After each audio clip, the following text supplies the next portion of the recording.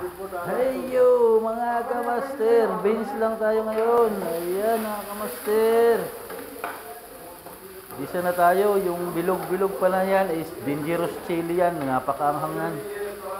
5 piraso ang nilagay natin dyan para talagang sulit yung anghang. Ayan, gisa-gisa lang yan.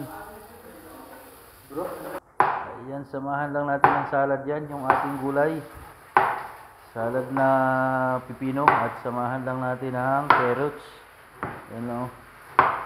Yan lang ang pagkain natin. Ayan, isa lang natin yung ating beans pa rin. Beans forever. Ayan.